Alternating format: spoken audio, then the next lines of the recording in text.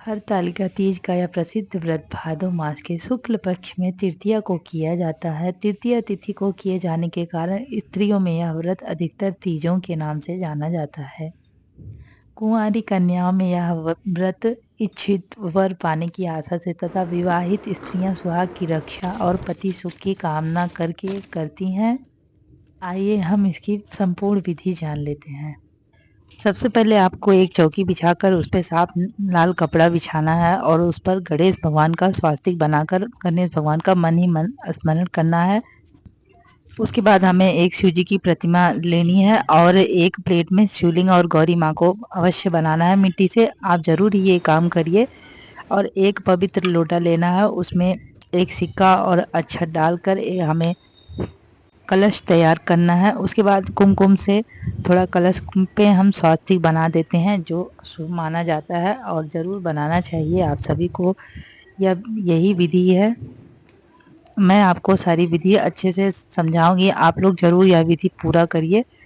और पार्थिव शिवलिंग जो हम बनाते हैं इसका विशेष महत्व है, क्योंकि पार्वती जी ने मिट्टी का शिवलिंग बनाकर चीज़ों को पाने के लिए ही यह व्रत किया था।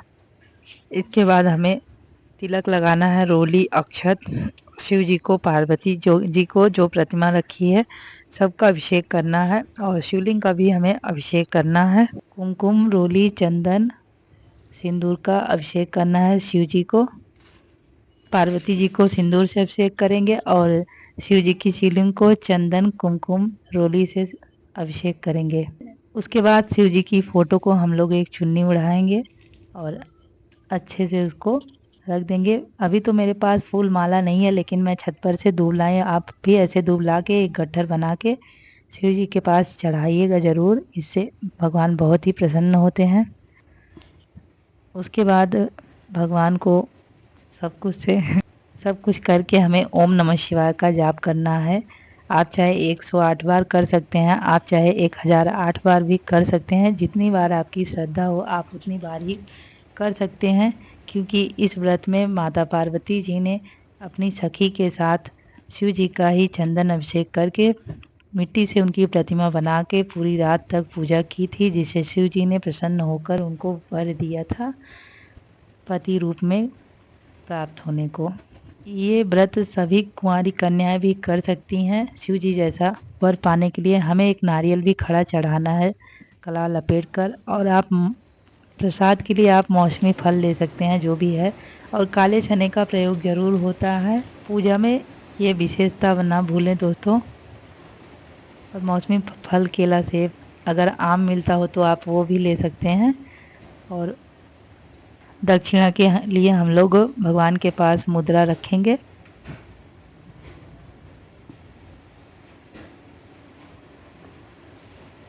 व्रत को में पार्वती जी ने शिव जी को पाने के लिए बहुत ही कठिन तपस्या की थी। पूरी रात उन्होंने निर्जल व्रत करके कठिन तपस्या की थी और बहुत भगवान का रातों तक निर्जल होकर शिवलिंग बना बना के पूजा की थी।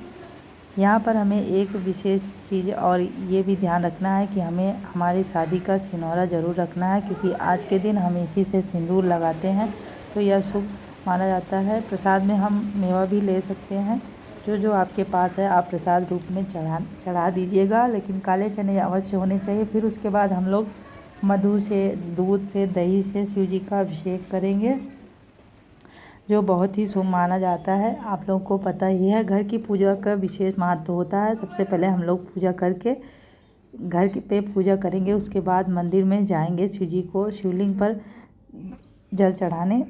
माँ गौरी को हम लोग श्रृंगार का सामान समर्पित करेंगे, जिसमें सारी चीज़ें उपस्थित होंगी।